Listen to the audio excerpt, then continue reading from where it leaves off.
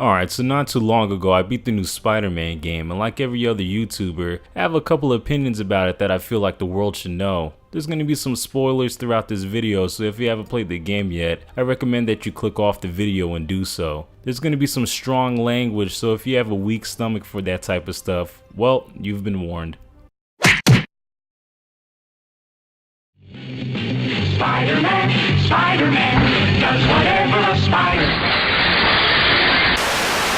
So when this game was revealed back in E3 2016, my reaction was, I can't speak for other fans, but for me, it wasn't the fact that it was a new Spider-Man game that got me excited. Frankly, half of them were mediocre. It was the fact that it was a Spider-Man game developed by Insomniac Games with the budget of a first-party Sony title. Say what you want about Sony, but their exclusives are usually top-notch, and this one is just another one in the pile. I'm not one to contribute to the whole console war thing, but I would feel like I was missing out if I just had an Xbox.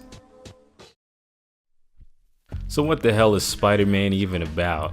Well, the game opens with a side paneling shot of Peter Parker's room, and I really like this shot because it tells you who Peter Parker is while foreshadowing some of the events that are going to take place later in the game. Peter's 23, out of college, and it's clear he's been doing the whole Spider-Manning thing for a while now. After helping the NYPD arrest Wilson Fisk, aka Kingpin, a new terrorist group called the Demons emerge, and they're in search for a deadly weapon called Devil's Breath.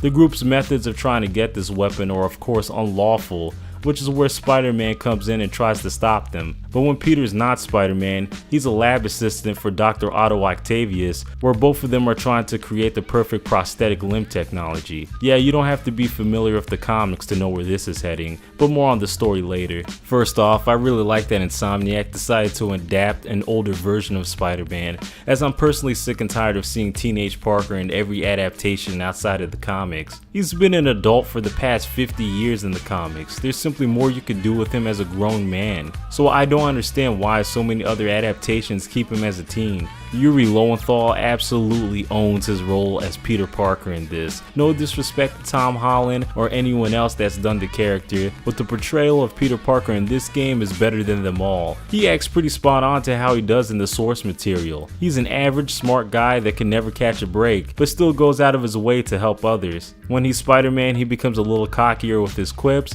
but it never goes overboard to where you want to see the villains whip his ass. Yuri Lowenthal in particular really shines during the latter parts of the game where the game gets pretty sad, but we'll get to that later. For now, let's move on to the presentation.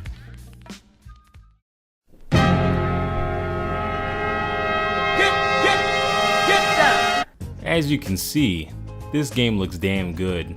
I've heard other reviewers say that this is probably the best looking New York in a video game, and I say that there is no probably. This is without a doubt the most detailed looking Manhattan in a video game so far. My god, just look at this view.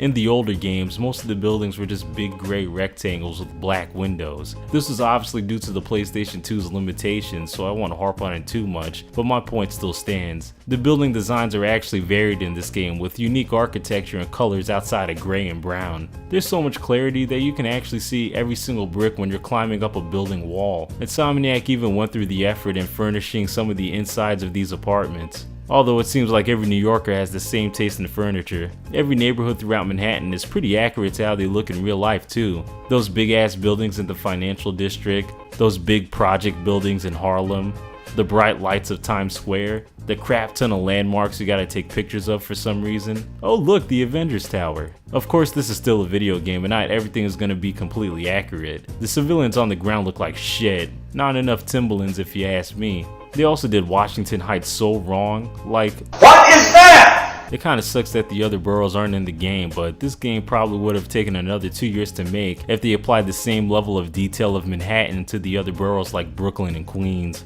The game is locked to 30 frames per second even on the Pro, which kinda stinks, but I didn't really give a damn since the lighting and animations are so crisp. I really like when it rains, mostly because Spidey's suit starts to glisten and it just looks really good. Anyway, that's all I really gotta say with how the game looks. It's a first party Sony title, so you know it got special treatment when it came to the graphics. Let's get into the gameplay.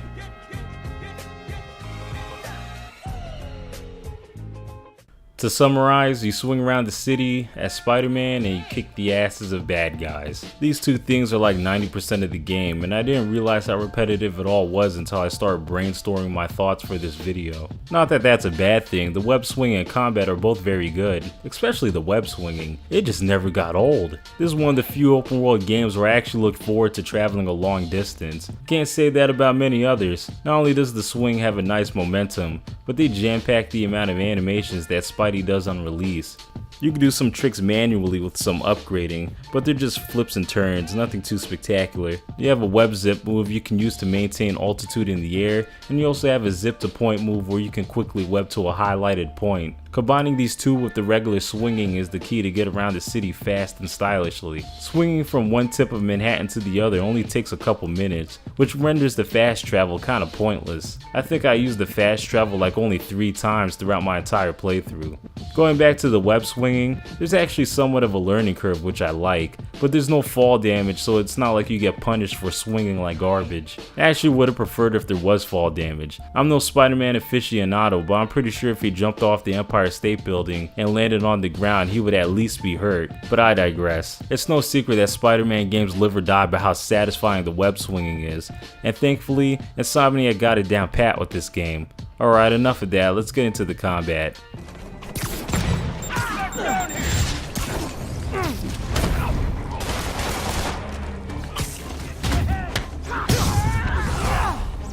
Reinforcements. Okay, sure. I don't need sleep.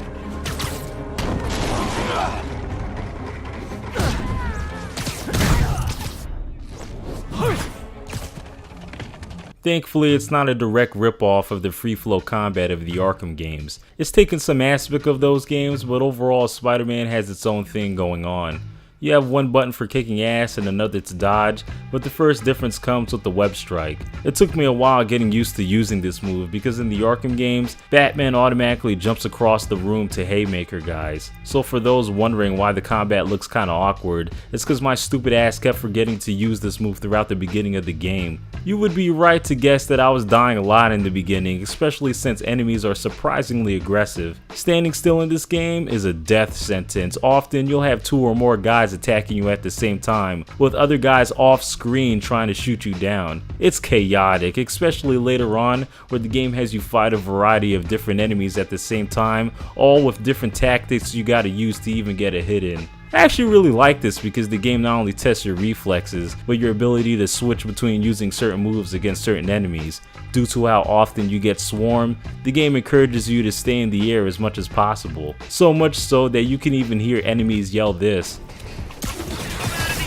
I don't have a problem with this, except you don't have many options to finish off enemies in the air. You have one combo, one grab attack you can perform during the end of your combo, a swing kick, and if you have enough focus, the automatic finishing move by pressing circle and triangle at the same time. I mean, all the moves are satisfying to pull off, but I still feel like more should have been added. I like that you don't even have to beat up enemies though. With the variety of web gadgets you have, you could just web up enemies onto a surface, ending a fight early. Oh yeah, Spider-Man's gadgets. I guess we just have to accept the fact that Spider-Man's suit from now on is going to be high tech. I mean, I don't have a problem with this personally, since it makes the gameplay more interesting. Also, from a character standpoint, it makes sense that Peter would use his genius intellect to make technological advancements to his suit.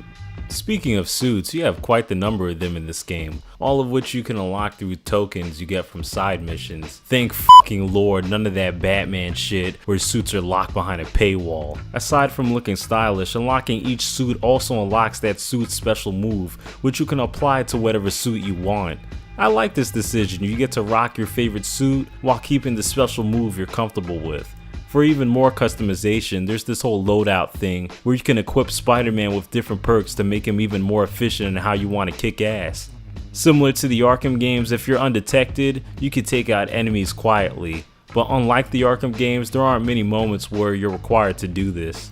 Spider-Man is not a superhero that's known for hiding in the shadows, so obviously most of the focus went into the straight up ass kicking. I don't have a problem with this, but I wish there were more moments in the game where you can get past sections completely with stealth. The stealth isn't too shabby. It's not as fleshed out as the Batman games where guys become scared shitless the more you take them out, but at least here you can swing around and take out guys extremely quickly. totally belongs to... Don't move. Buddy, if I had a nickel for every don't move...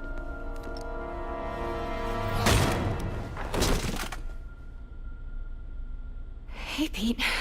Oh yeah, Mary Jane's in the game, and there are moments where you have to play as her. Before I go into how awful her sections in the game are, I gotta say, I actually like her change in personality as the journalist that's way in over her head. Even though she's just kinda Lois Lane now, I actually like this better than how she normally is. Again, I'm no Spider-Man aficionado, but I have read the most important stuff, and the impression I usually get from Mary Jane's character was that she was just a hot fashionista girl whose only purpose was to serve as Peter's love interest and occasionally get captured.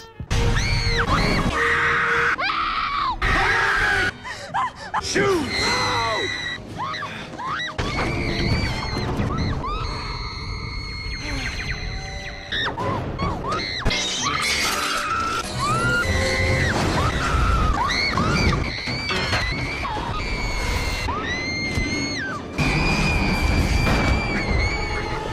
Shut the fuck up! Yeah, I like her better in this. She actually does shit. Unfortunately, her stealth sections are definitely the lowlights of the game. Slow, limiting, extremely linear. If you get caught, then it's also an instant game over. I was losing a lot in these sections, not because they're hard, but because I wanted to get back to playing as Spider-Man so bad, I was going through these very fast and recklessly. The only one that was okay was the bank, and that's because you can call Peter to web up enemies. Ugh, Miles Morales. Okay, I don't have a problem with his character or him being in the game, but he also has stealth sections, and they're just as shit. Okay, the one with the Rhino was alright, mostly because the Rhino is big and intimidating, and there's actual tension in this part.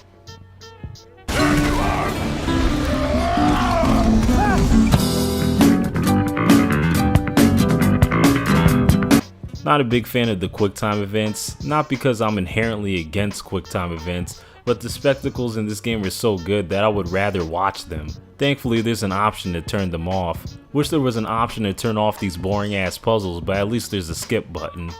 It should be said that I did encounter a few bugs throughout my playthrough. Nothing as disgusting as this, but there were some moments of unintentional hilarity. Like this part here where this prisoner on a motorcycle just wouldn't die.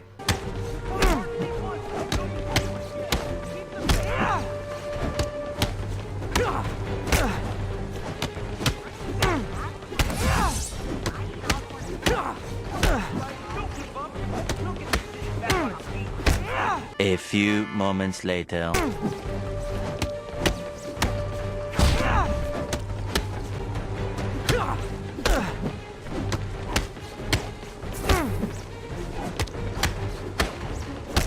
There was also this cutscene where my game decided to make Miles a mute. I swear I did not edit any of this.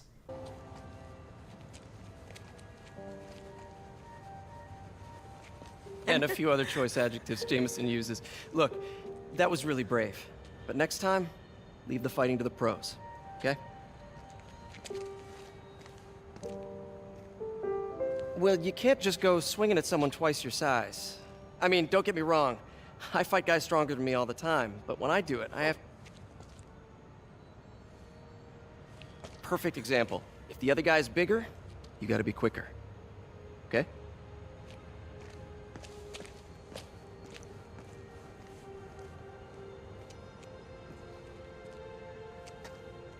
All right, put him up. Yeah, come on. First thing, don't let the adrenaline get to you. Breathe slow, breathe deep, relax. Hip square to your opponent. Let them make the first move. Now use your feet. When they go off balance, look for an opening. Boom. Yeah, that's it. Okay, only this time, just let me have it. Right on the jaw, okay? I can... No. It's all good. You keep that up and you'll be fine. All right, lesson's over. Gotta go. Anytime.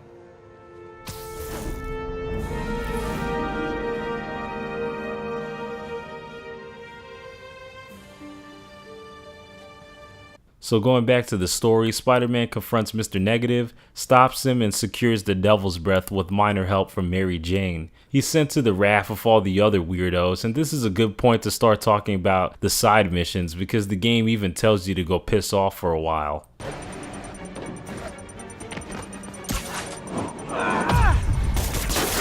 Okay, took care of that one.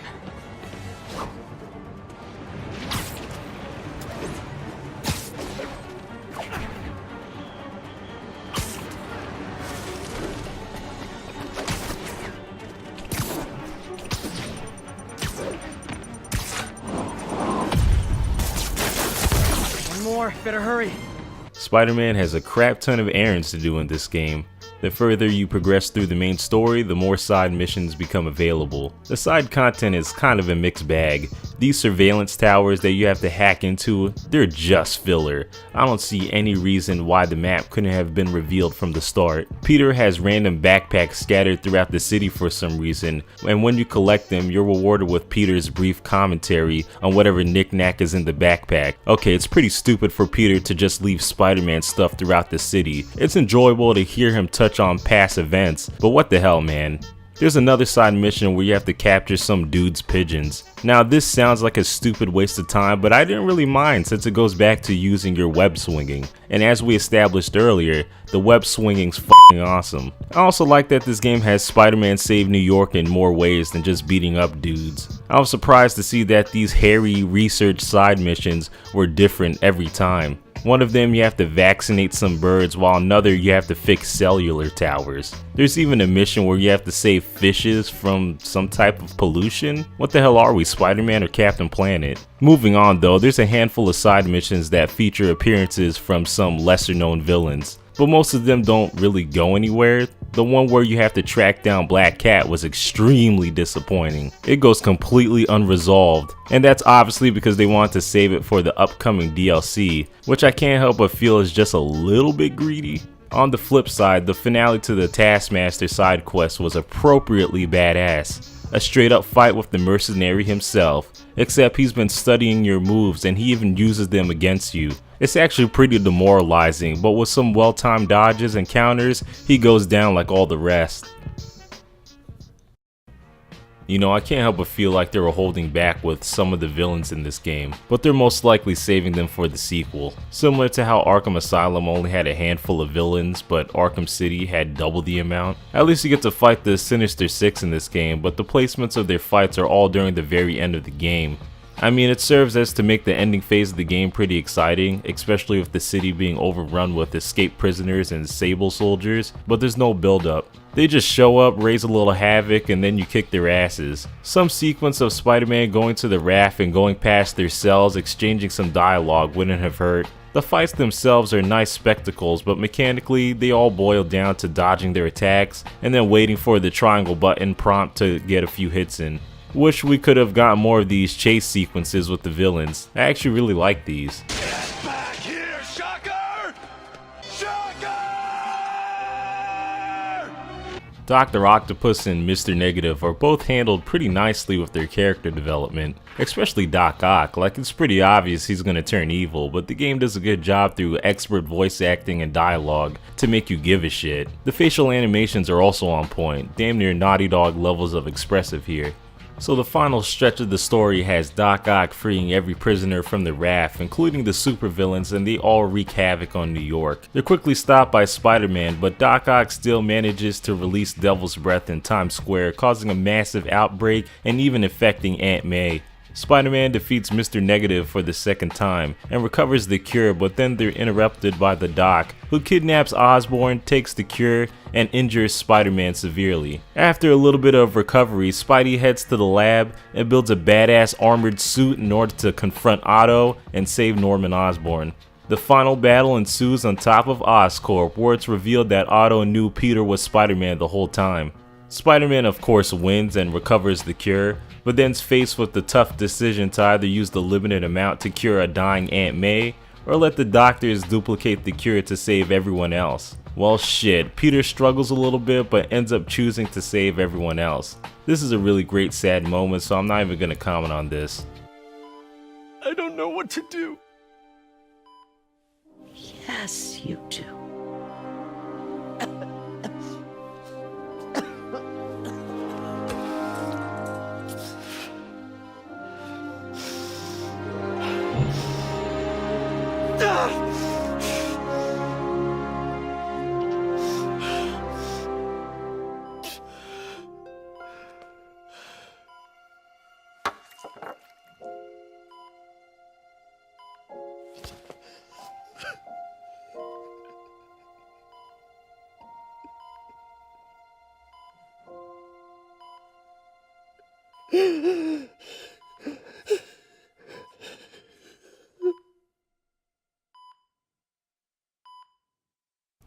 So yeah, that's Marvel's Spider-Man. I might get a little flack for saying this, but I think that the story in this game is better than the ones in the Spider-Man movies. Of course, games have the luxury of being like 15 hours or even sometimes 50 hours long. A movie is only 2 hours and it wouldn't be able to handle this many storylines at once. But nevertheless, the writers in this game, they knew what they were doing, man. This is damn near everything you can ask for in a Spider-Man story. Like many others, I'm going through the open world fatigue, so even though I was excited to play this game, I wasn't really excited for the arbitrary tasks you typically have to do in these games. But for this one, I didn't mind. It's probably because of the web swinging. There's obviously going to be a sequel to this game, and for it, I would like to see Insomniac improve on the combat the most. There's a good base here, but it's still kinda stiff. Anyway, is Marvel's Spider-Man good? Of course!